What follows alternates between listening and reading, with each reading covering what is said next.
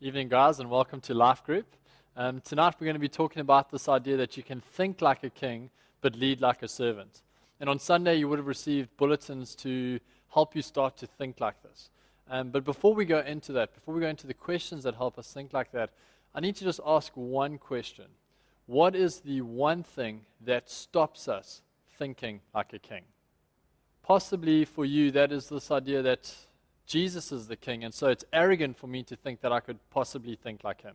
But the truth is, if you look at what Jesus preaches on the whole time, he preaches on the kingdom. He says stuff like, I want you to pray for the kingdom to come, for my will to be done. He says, I will give you the keys to the kingdom.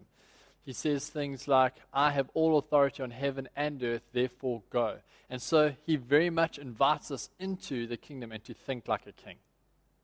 Or secondly, we think like the wrong king.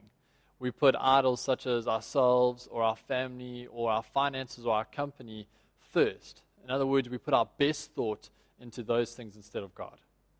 Thirdly, we think like a servant. Life's dealt us a hard hand, we think. Our ideas have been squashed by people, or we think that how could God possibly use little me to accomplish something big? But the truth is, all authority on heaven and earth has been given to Jesus, and he tells us to go out. The fourth reason is possibly we've never thought like this. This is a completely new concept to think like a king. And that could be because you're new to church, and this idea that Jesus is inviting us into this.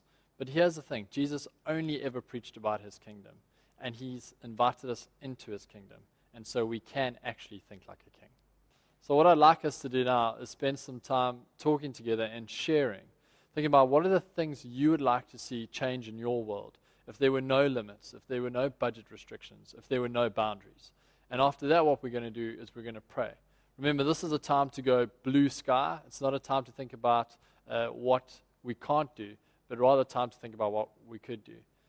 And so to help us think, to help us come up with this, I want to ask just one question. What is the one situation in your world where you'd love to see God's kingdom come? So guys, hopefully that was a great time where you got to be inspired, where you got to stretch each other, where you got to dream together, where you got to pray together. But for the rest of this evening, what I'd like us to do is look at the idea that we get to lead like servants. The scripture is full of thinking like a king, but it's also full of this idea that we get to lead like servants. Jesus came and modeled this.